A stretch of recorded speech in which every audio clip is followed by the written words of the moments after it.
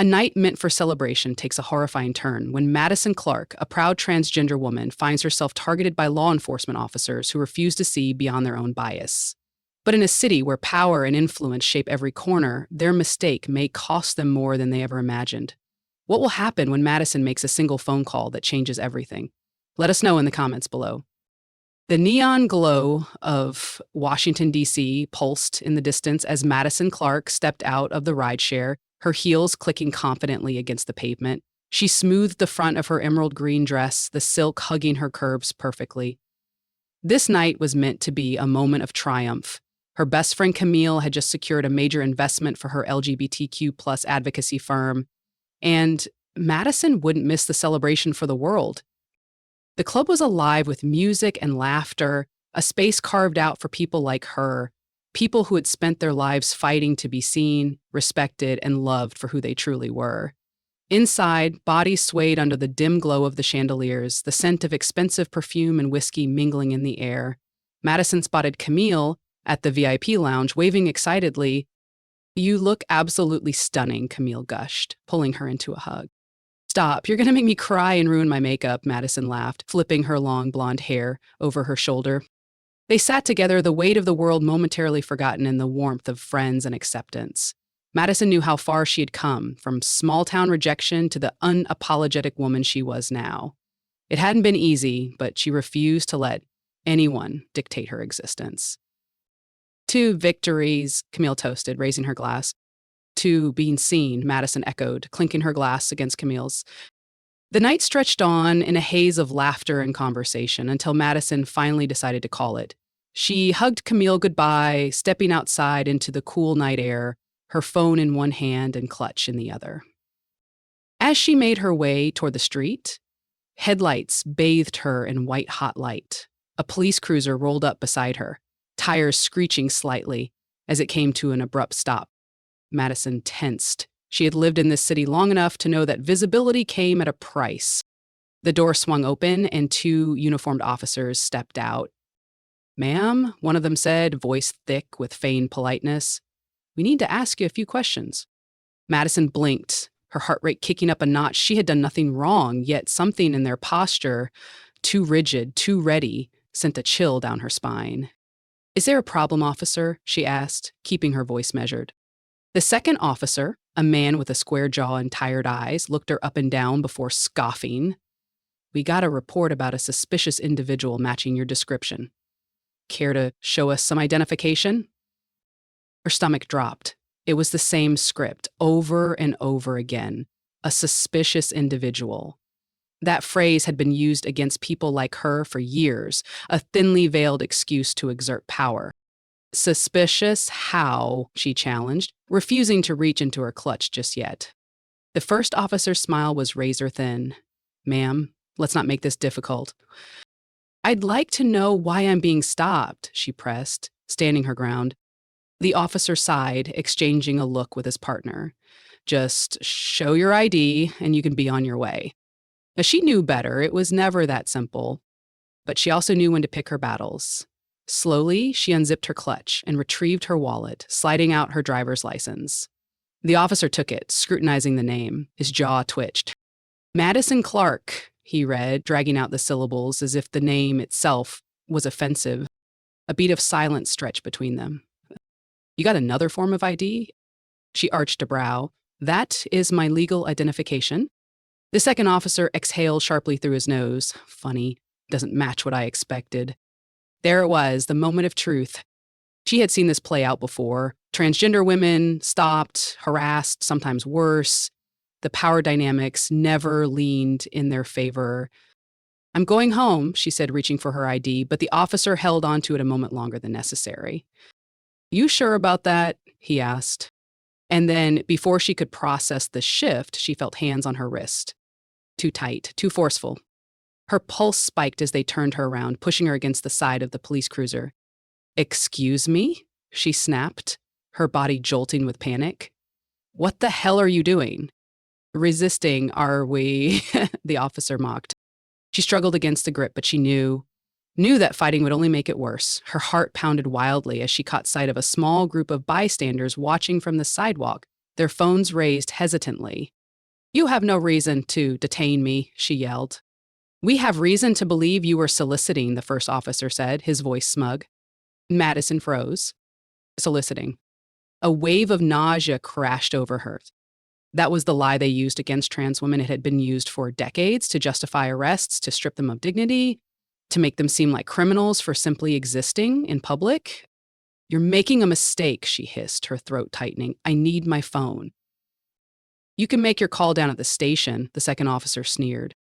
A scream caught in her throat. This couldn't be happening. Not here, not now. And then, in the midst of the panic, clarity struck like lightning.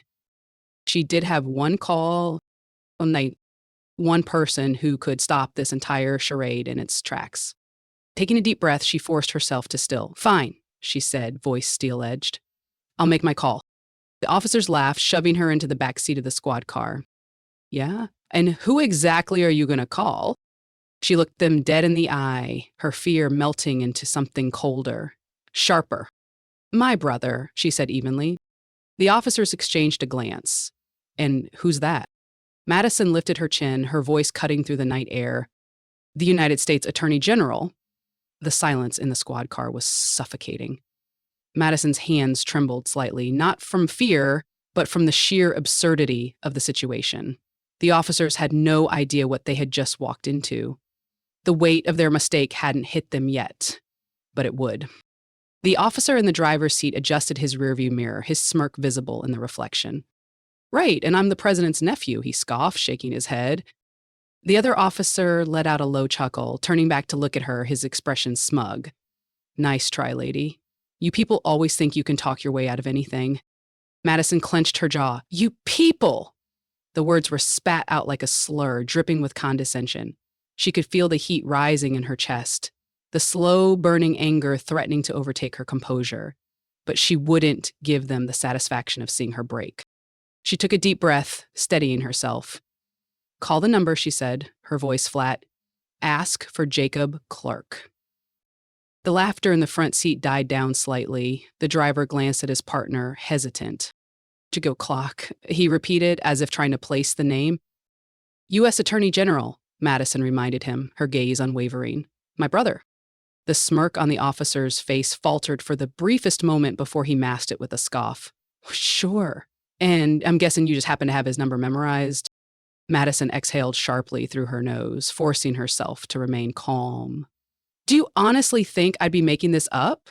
Do you think I'd sit here and name drop the Attorney General of the United States if I didn't have a direct line to him?"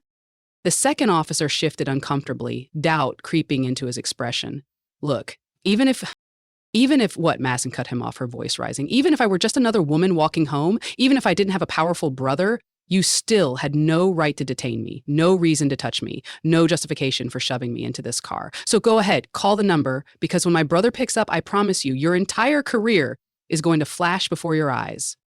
The tension in the car thickened. The driver's fingers twitched against the steering wheel, the realization sinking in that they might have just made the biggest mistake of their careers. The second officer hesitated before finally pulling out his phone. "Fine, what's the number?" Madison rattled it off without missing a beat. The officer pressed the digits into his phone, his face tightening as he listened to the line ring. It barely rang twice before a voice answered on the other end. "Claire." The officer's posture stiffened immediately. Madison watched, satisfaction flickering in her chest, as he cleared his throat, suddenly unsure of himself. "Ah, is this Jacob Clarke?" A pause.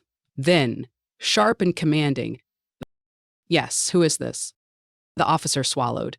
"Sir, this is Officer Daniels with the DC Metro Police. We have someone in custody who claims to be my sister," Jacob finished for him, his voice cutting through the air like a blade.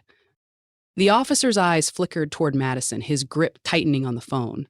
"Yes, sir," he said, his voice noticeably lower. A long, tense silence stretched across the line before Jacob's voice returned, measured but laced with unmistakable fury.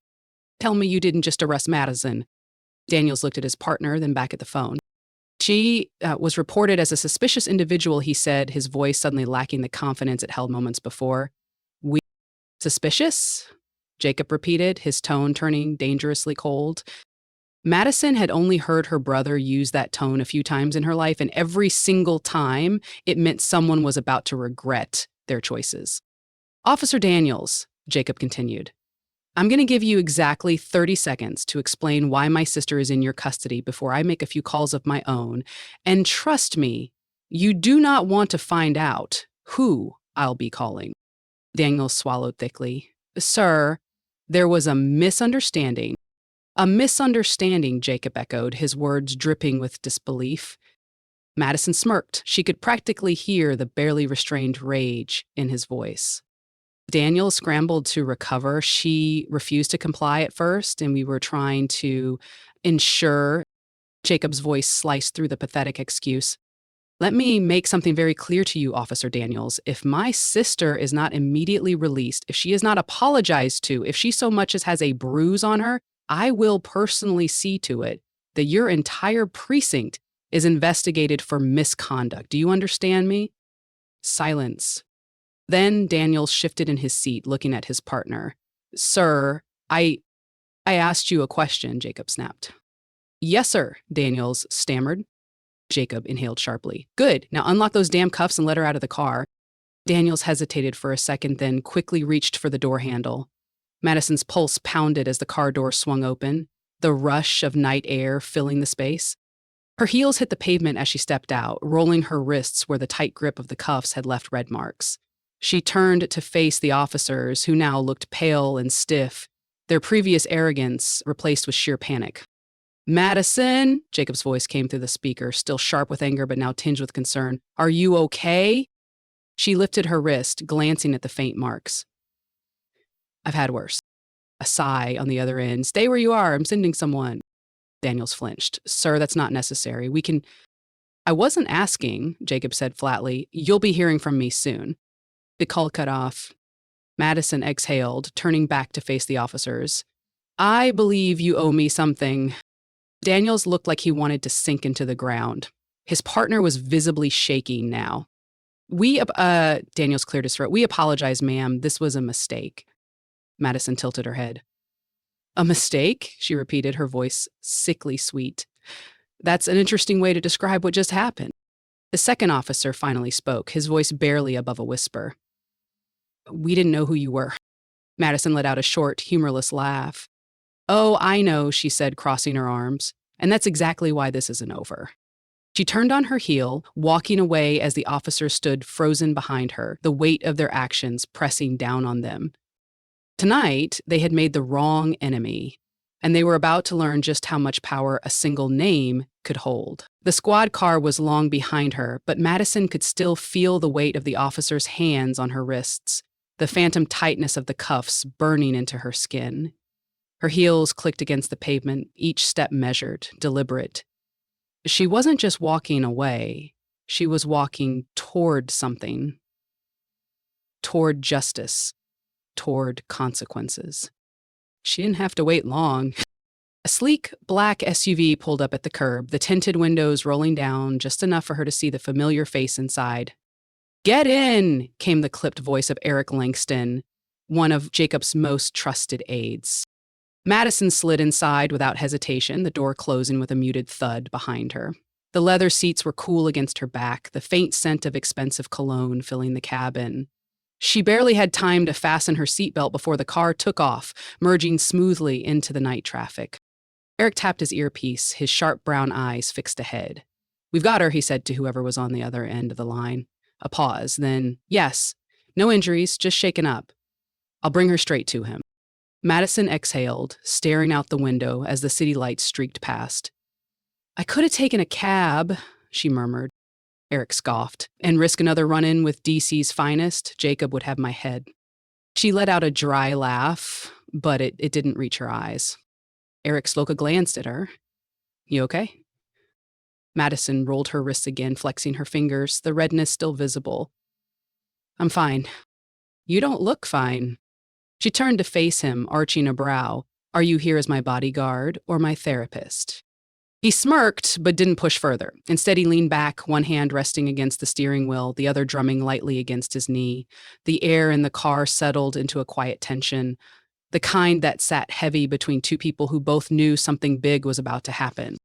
Minutes later, the SUV pulled into the underground garage of a high-rise building in the heart of the city. Security was already waiting. A man in a crisp suit opened her door before Eric could, nodding at her in silent acknowledgement. Madison stepped out, her legs feeling steadier now. A private elevator was waiting, and within seconds she was ascending. Eric stood beside her, hands in his pockets, his expression unreadable. The moment the doors opened, a voice greeted her. "Madison?" She barely had time to react before Jacob Clarke stepped forward, wrapping his arms around her in a fierce, protective hug. The strength in his embrace was familiar, steady, grounding. She felt some of the night's tension loosen in her chest, just enough to let out a shaky breath. "Hey, big brother," she murmured against his shoulder.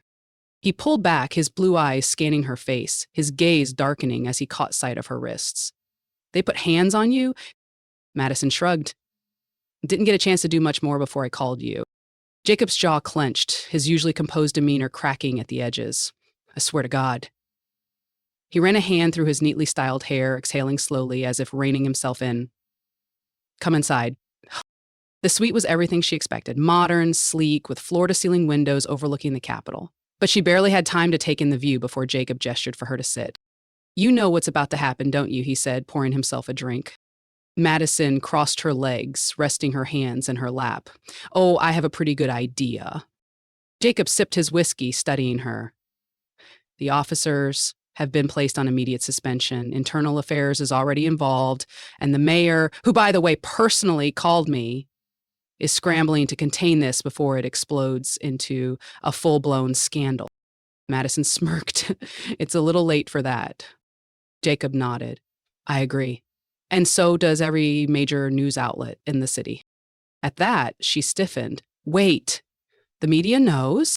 Jacob sighed, setting his glass down. "Of course they do. A transgender woman being wrongfully arrested in the nation's capital? And not just any transgender woman?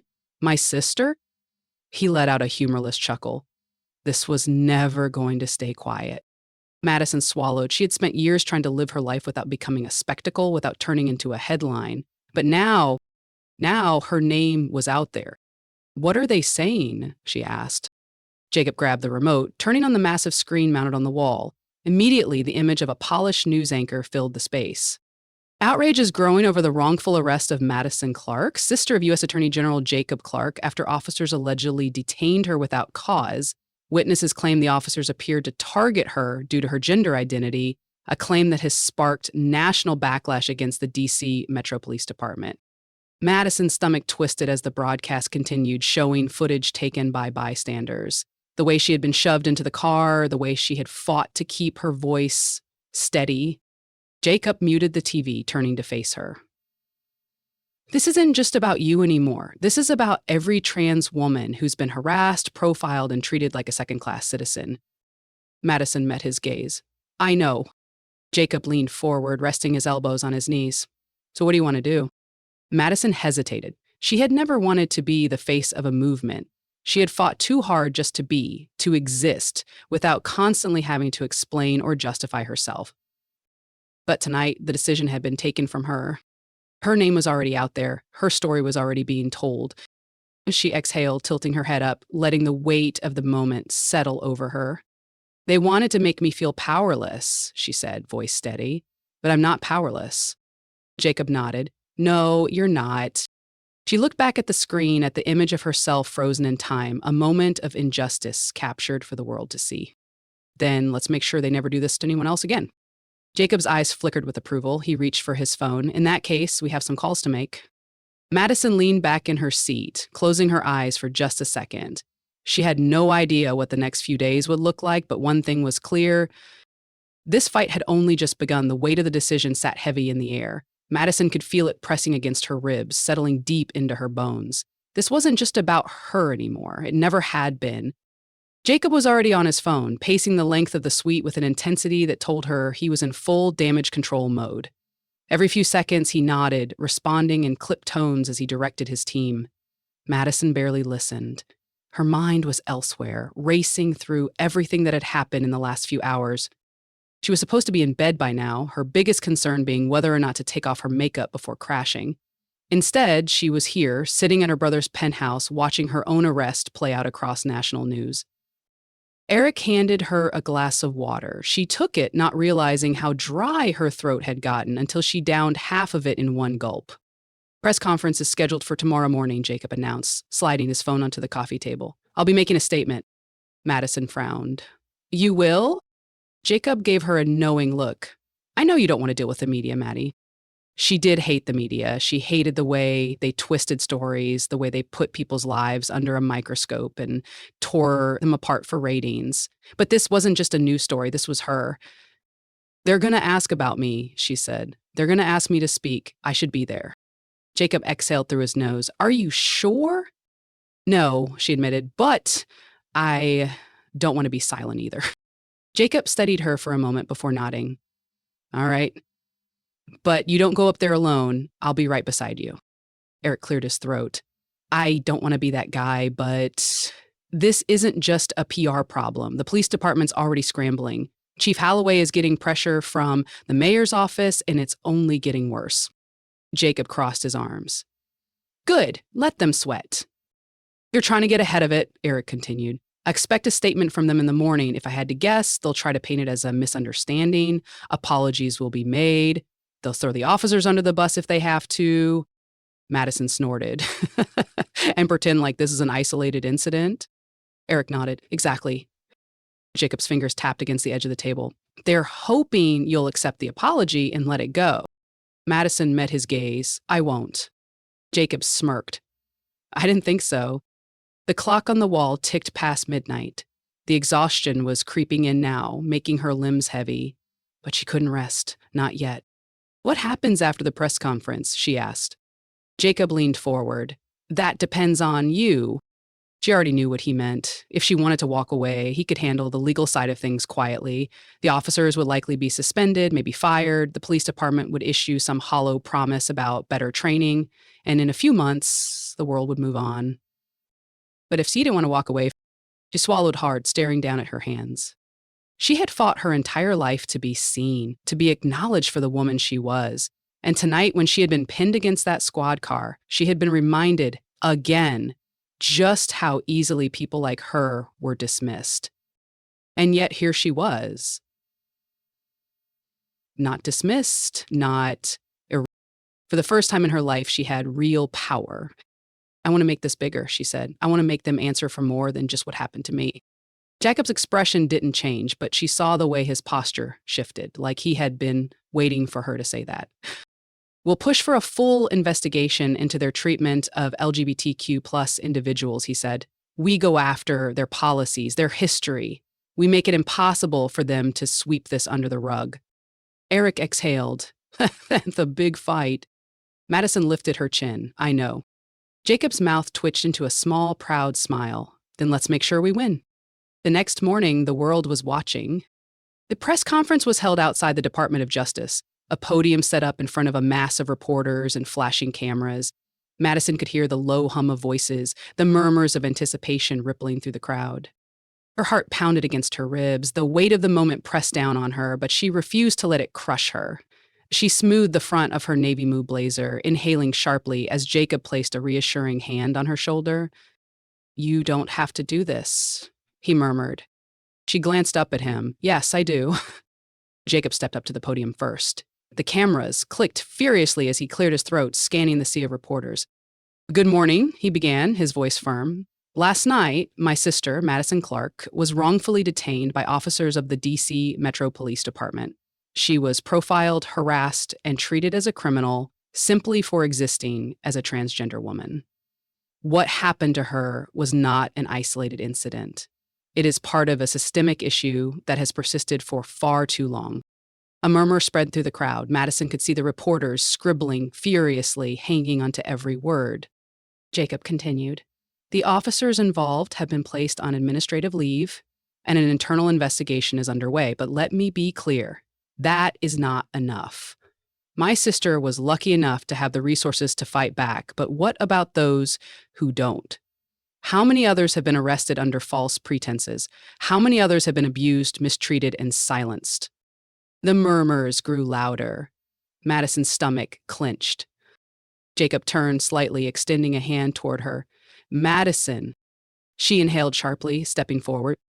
The flashes from the cameras were blinding, but she didn't flinch. She gripped the edges of the podium, steadying herself. My name is Madison Clarke, she said, her voice strong despite the tremble in her hands. I am a transgender woman, and last night I was treated like a criminal for no reason other than existing in public. A hush fell over the crowd. She swallowed, tightening her grip. I wish I could say I was surprised, but the truth is, this happens every day to people like me. The only difference is that my brother happens to be the Attorney General. But what about the people who don't have that kind of protection? What happens to them? She saw it in their faces, the understanding, the shift, the realization that this was bigger than one night, bigger than just her. I refuse to let this be swept under the rug, she said, her voice gaining strength. This isn't just about me. It's about all of us. And I promise you, I will not stop fighting until there is real change. The silence was deafening. Then, slowly, applause rippled through the crowd, not from the reporters, but from the people standing behind the barricades, the activists, the ones who had been waiting for someone to say it. Madison stepped back. Jacob gave her a nod of approval. The battle had begun, and she was ready. The press conference had been a declaration of war, and now the battle lines were drawn. Madison barely had time to breathe before the media storm consumed her. Within hours, her face was plastered across every major news network. Clips of her speech were dissected, analyzed, praised, and in some corners of the internet, vilified. She expected that. She had spent too long being hated by people who didn't even know her. But what she hadn't expected was the sheer scale of the response. The emails poured in first, stories from transgender men and women across the country, people who had been harassed, profiled, arrested under false pretenses, just as she had been. Some were small-town stories that never made the news. Others were from cities just like D.C., where power and discrimination walked hand in hand. Then came the activists. Calls from organizations offering their support, lawyers reaching out asking how they could help, politicians suddenly eager to be on the right side of history. Madison barely had time to register it all before Jacob was pulling her into another meeting, this time with the Department of Justice's Civil Rights Division. The police department is scrambling, Jacob told her, his tone clipped as they sat in a sleek, glass-walled conference room. They issued an official apology this morning, hollow, of course, standard PR damage control. They claim the officers acted against protocol and that it was a regrettable incident that does not reflect department values. Madison scoffed. Regrettable? Jacob nodded. They're hoping it'll be enough to satisfy the public. It won't be. Across the table, a woman in a sharp navy suit leaned forward. Her name was Danielle Reese, the head of the DOJ's Civil Rights Enforcement Division. She had been silent up until now, simply listening, observing. We've been looking into Metro PD's record with LGBTQ plus individuals, she said finally, sliding a thick folder across the table toward Madison. It's worse than we thought. Madison hesitated before opening the folder. The first page alone made her stomach turn. Dozens of complaints, reports of transgender individuals being stopped, detained, and in some cases brutally assaulted by officers. Cases swept under the rug, officers placed on administrative leave, only to return to duty weeks later. This wasn't just about her, this was a pattern, a deeply rooted systemic issue. Her hands clenched into fists. How do we stop this? Danielle exhaled. Legally, it's going to take time. Investigations, lawsuits, policy overhauls. I don't want just time, Madison said, her voice sharp. I want action. Jacob smirked. Then let's force their hand. Madison looked up. How? Jacob glanced at Danielle. We push for a full federal probe into Metro PD's handling of transgender individuals. We demand policy reforms, mandatory de-escalation training, independent oversight for misconduct cases. We make it clear that this will have consequences. Danielle nodded. And we go public with it. If the media's already watching, let's make sure they don't look away. Madison exhaled slowly. She had spent her whole life just trying to exist, trying to live quietly. But maybe quiet had never been an option. Maybe it was time to be loud. That evening, Madison sat across from a journalist in the studio of a primetime news show. The lights were bright, the cameras positioned at every angle. She had done interviews before, back when she first came out publicly, back when she was fighting for basic recognition in her field. But this was different. This wasn't about her journey, it was about justice. The anchor, a well-respected journalist named Valerie Hughes, leaned forward. Madison, let's get right to it. The footage of your arrest has sparked national outrage. But as we're learning now, this is part of a much larger issue. What do you want people to take away from this moment? Madison didn't hesitate. I want people to understand that this isn't about one night. It's not about me being targeted randomly. It's about the fact that people like me, are transgender women, especially transgender women of color, face this kind of discrimination every single day. And most of them don't have a brother who can make a phone call and get them out of it. Valerie nodded. You and your brother are pushing for federal action against Metro PD. What does real justice look like to you? Real justice means accountability, Madison said, not just firing a few officers to make the headlines go away. It means making sure this never happens again. It means changing the way policing works in this country so that transgender people aren't treated like criminals just for existing. The interview continued, and Madison held her ground through every question. She didn't waver. She didn't let anger overtake her. She spoke with purpose, with conviction. And by the time the segment ended, she could feel it, the shift. The next day, protests erupted in front of the Metro PD headquarters. People held up signs with her name. Others held up pictures of the many trans individuals who didn't have their stories told. Jacob was right. The media wasn't looking away. That evening, another breaking news alert flashed across the screen. The officers involved in her arrest had officially resigned. It was a victory, but a small one. The real fight was just beginning. As Madison sat in her brother's office, watching the city lights flicker beyond the window, she finally allowed herself to breathe. She was scared, she was exhausted, but for the first time in a long time, she wasn't powerless. The city was different now. Madison could feel it in the air, in the way people looked at her when she walked down the street. Before, she had always been aware of the stares, the curiosity, the skepticism, the quiet judgment that came with simply existing as herself. But now those stares carried something else. Recognition, support, change. It had been weeks since her arrest, but the ripple effects were still spreading.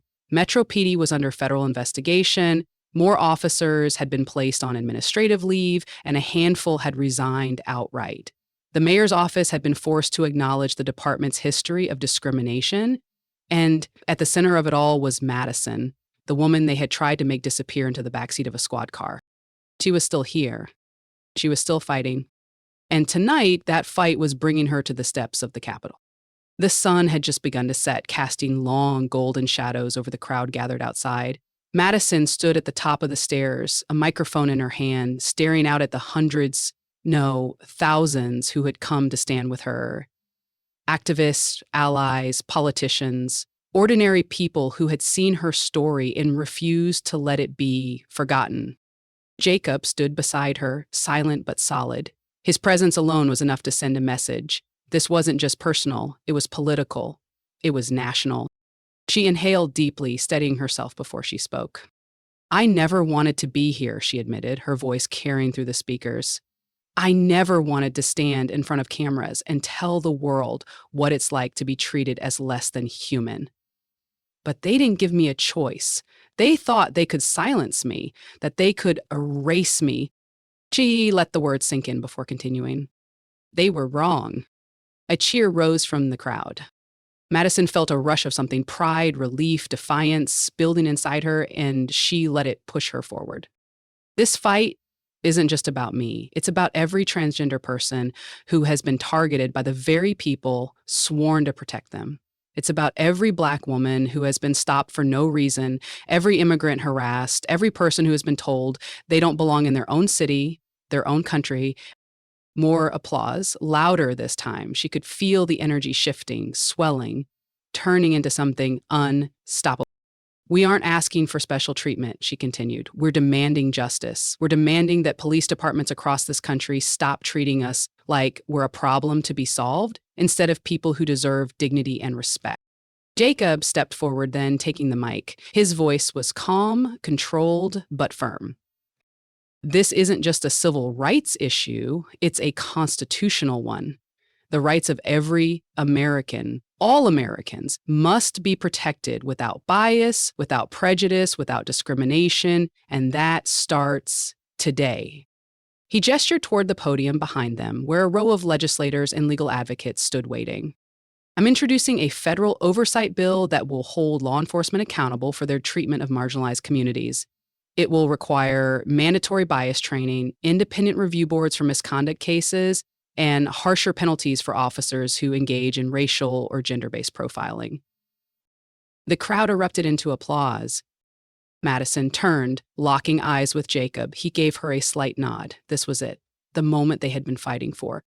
The next few days were a blur: meetings with lawmakers, interviews with major news outlets, drafting statements, refining policies, ensuring that real, meaningful changes were set in motion.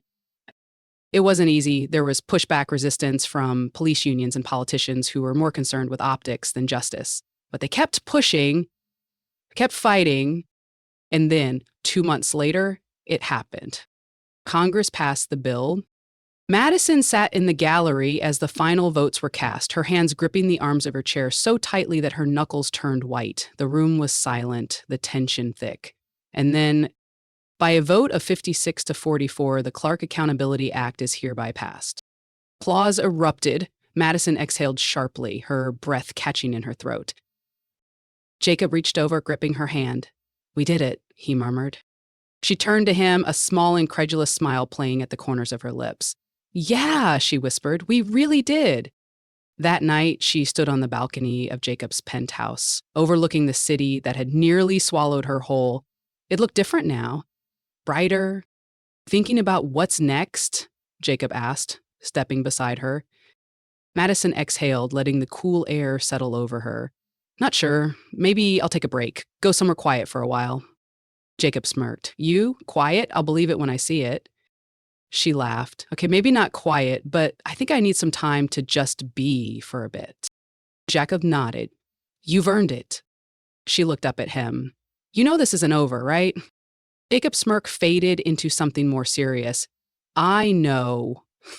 But we won this round," she said, "and that counts for something." Jacob clinked his glass against hers. "That counts for everything." Madison turned back toward the skyline, her heart lighter than it had been in years. The fight wasn't over. But for the first time in her life, she wasn't fighting alone.